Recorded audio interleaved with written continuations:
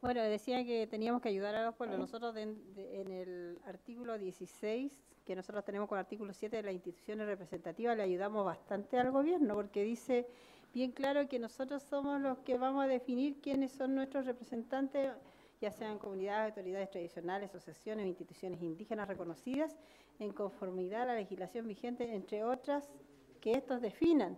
Y entre otras se puede utilizar perfectamente en el contexto, por ejemplo, y ojo con que nosotros definimos. Así como lo planteaba él, que en Alto Hospicio, por ejemplo, se podría hacer una consulta en esa índole, y a nuestra gente de los territorios quizás pues pueda hacer una medida administrativa que no manejen o que no estén de acuerdo. Entonces ellos podrán definir que sean los integrantes del Consejo Nacional que nos representen en esa instancia, porque no es un tema de proyecto de inversión, por lo tanto se resten a la participación, sin embargo nombren sus propios representantes para ello y lo definimos nosotros y con eso ayudamos, porque se va a dar la situación, se ha conversado, hay temas que sí les interesan muchísimo y van a estar pendientes, sobre todo lo que son los proyectos de inversión, obviamente, porque están en los territorios mismos, pero la aplicación de políticas públicas, creación de políticas públicas y todo eso, ellos definirán, ellos y entre nosotros y todo, ¿quiénes serían esos órganos con los que tendría que trabajarse esos temas? Por lo tanto, creo que está mencionado también. Muy bien. Acá. Acá, y después Samuel pedía la palabra. Y después Hans. Aurora Nahuelán, región de la Araucanía, Nueva Imperial. Cuando se dice aquí que la información debería ser el conducto por la CONADI, ¿quién fiscalizaría que realmente fuera algo real que se hiciera en la CONADI? Porque muchas empresas, muchas constructoras hacen lobby dentro de la CONADI para que esto no se sepa. Para ello ojalá no se sepa. ¿Por qué les digo esto? Porque hay antecedentes, nosotros tenemos antecedentes muy claros en ese sistema. Porque el antropólogo, cuando se fue a hablar sobre el tema, ¿quién había autorizado para que se hiciera el famoso plan regulador de Temuco? Él se rió en nuestras caras, diciéndonos a nosotros que nosotros ya éramos parte del pueblo Huinca, que ya nos vestíamos como Huinca, que ya ni siquiera usábamos la cultura. Entonces, si un antropólogo dice eso es gravísimo. Entonces, ¿quién fiscaliza que realmente la CONADI haga la consulta a los territorios correspondientes? Porque ahí se escondió mucha información, se guardó por mucho tiempo, y cuando se les fue a pedir la información se rieron en nuestras caras ante los dirigentes. Entonces así actuó la CONADI, entonces por eso no hay confianza ante la CONADI, y yo no sé cómo está funcionando ahora, porque además nuestro territorio y los territorios involucrados pidieron una reunión con el señor Retamar, que jamás nos dio la reunión. Y además que cuando vinimos a hablar con el señor Joaquín Lavín, igual le dijimos que nosotros, y él hablamos con el señor Retamar y el ministro de Desarrollo Social, y él quedó de dar una reunión para escucharnos a nosotros, nuestros motivos y todas nuestras quejas, y jamás nos dio una reunión. Entonces, por eso hay una desconfianza absoluta ante la CONADI, cómo se traspasa la información, cómo se da la información, diciendo que las empresas, las constructoras siempre van a estar haciendo lobby dentro cuando haya algo que afecte a los territorios dentro de las comunidades. Muchas gracias. Ahora. Muy bien. Samuel había pedido la palabra, después Hans. Sí, yo creo que mi pregunta iba hacia el Estado por lo mismo, porque está ya, digamos, en otro articulado, y acá mismo también lo habla en la etapa C, ¿no es cierto?, de la resolución interna. Creo que, y por eso mi pregunta ondaba hacia el Estado, digamos, por qué y cuál era la razón que quería instalar otra etapa, digamos, sabiendo que dentro de lo mismo en otro articulado está claramente, digamos, quiénes son las organizaciones y las instancias representativas. Eso nomás, gracias. Muy bien. Hans. Después, ¿Aló? Iván. Es que aquí he visto como dos temas. O sea, está lo que planteó Cecilia Flores, que claro, es muy bueno, pero no soluciona el problema en términos más amplios. O sea, son ciertas agrupaciones que tendrían la representatividad adecuada. El tema es que tenemos con medidas más grandes. Ese es por un lado el tema de la representatividad, que va tomado de la mano con la entrega de la información. O sea, muchas veces nosotros vamos a entregar la información, pero puede que entreguemos información por no saber a gente que no es directamente la afectada, o puede que haya más. Entonces también el Estado necesita un poco de retroalimentación, de saber efectivamente quiénes son los afectados, que haya una cierta validación de la representatividad, para así nosotros enfocarnos en entregar información, difundir información. Si hay que hacer talleres de capacitación, se harán talleres de capacitación para que se entienda la medida y tengamos una consulta de buena fe. Pero si no, o sea, no es que no se quiera hacer, pero a veces se diluye un poco esta información, porque se puede entregar a muchas personas que realmente no son las que son los verdaderamente afectados. Ese es como mi punto. Muy bien, gracias Hans. Iván. Iván Chauquilaf, Sexpress. Bueno, contestando a la pregunta de Samuel, que ha hecho en 2 oportunidades, pero yo no he tenido el tiempo, la oportunidad para poder contestarla.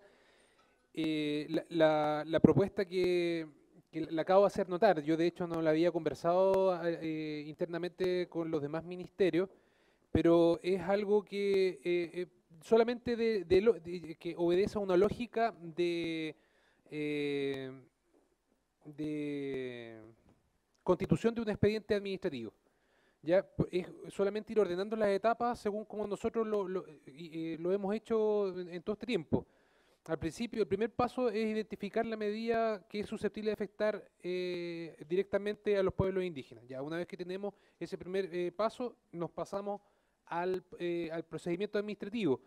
El segundo paso que hacemos comúnmente es identificar la cobertura claro, la cobertura geográfica que va a tener esta medida o que va a producir esta afectación, que puede ser nacional, regional, comunal, ya o de otro ámbito territorial, ya, y luego nace la pregunta interna del gobierno, bueno, ¿a quién tenemos que avisarle o a quién tenemos que contactar?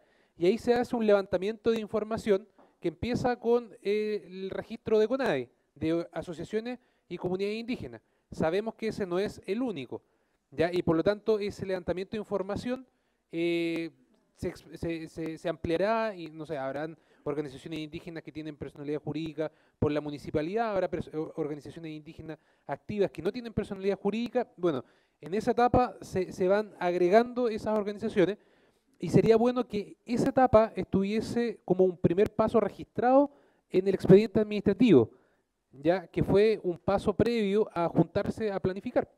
Entonces ese era como el motivo para incorporar esa etapa, solamente de orden, para llevar un orden lógico en la carpeta administrativa y que esté contemplada como una etapa y que sirva como verificador de que si se hizo bien o se hizo mal la consulta por parte del gobierno, que también es una forma de garantizar los derechos de los pueblos indígenas afectados por la medida.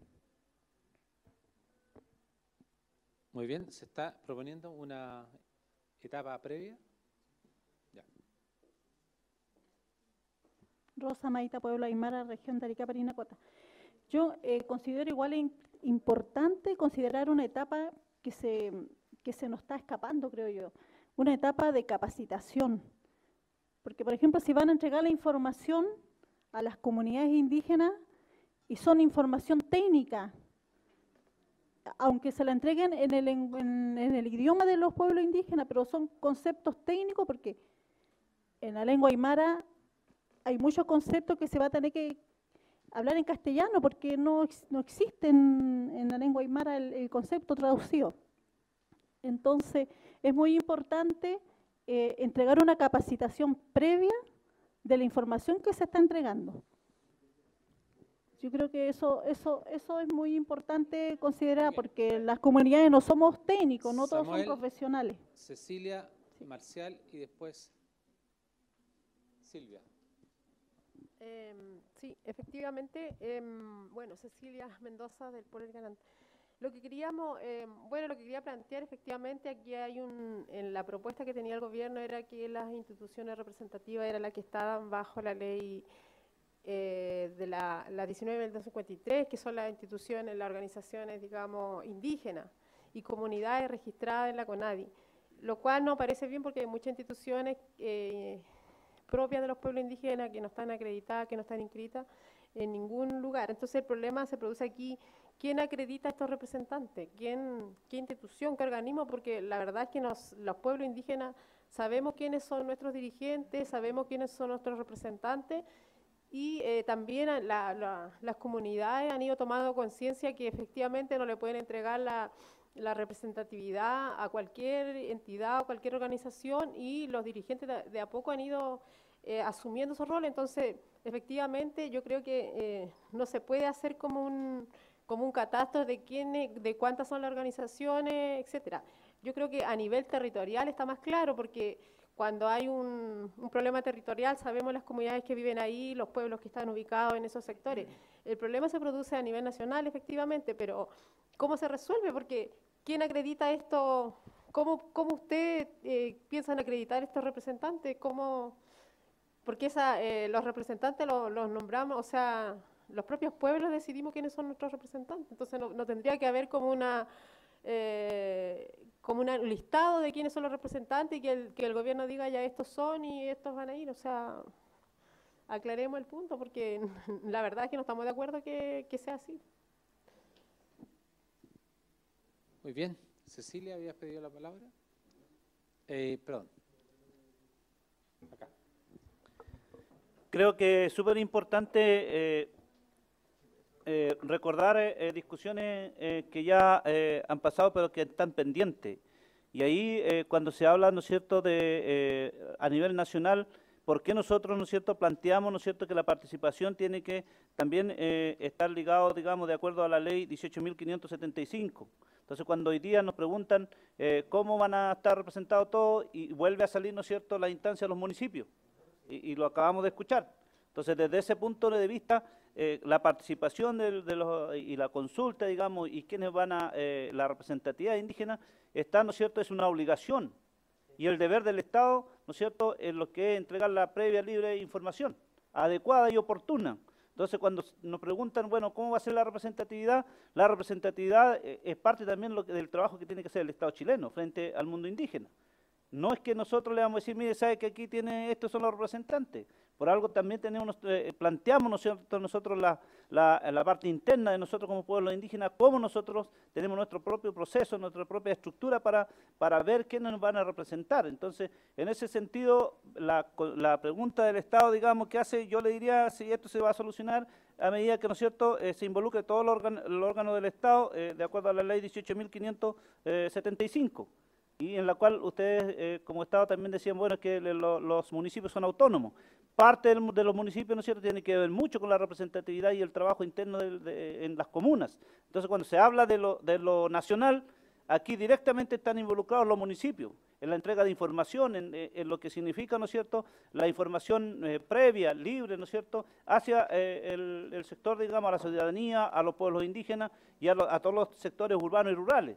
Entonces, ahí cabe, digamos, de nuevo, y que bueno lo hace hincapié el Estado en ese sentido, porque de alguna forma vuelve, ¿no es cierto?, a tocar una instancia que nosotros venimos diciendo que es importante y que tiene que estar directamente involucrado. Eso, gracias. Gracias. Acá había pedido primero. Después. Marcela había pedido. Sí. Bueno, yo creo que no hay que perder de vista que todo no lo vamos a incorporar en un solo artículo. Primera cosa, y además que esto va encadenado con otros artículos que ya hemos discutido, por ejemplo, el tema del procedimiento apropiado, etcétera, de alguna manera dice que nos permite plantear que la metodología y se va a adecuar, ¿no es cierto?, a las circunstancias. La redacción nuestra dice que al menos tienen que haber 5 etapas, pueden haber a lo mejor muchísimas más, ¿ya? Pero al menos hay 5 etapas que son centrales. Si hay más etapas como capacitación, información, vuelta a capacitar, será parte seguramente de un cronograma que va de acuerdo a la etapa de la planificación. O sea, se planifica la consulta. Por lo tanto, en esa etapa donde participan los pueblos indígenas, se va determinando cómo van a desarrollar particularmente las consultas a nivel de pueblo. Ahora, el tema de si se incorpora o no la identificación de las organizaciones representativas, las instituciones representativas, el Estado tiene un catastro, de alguna u otra manera ya existe una forma de catastrar, que existen organizaciones, la ley indígena, etcétera,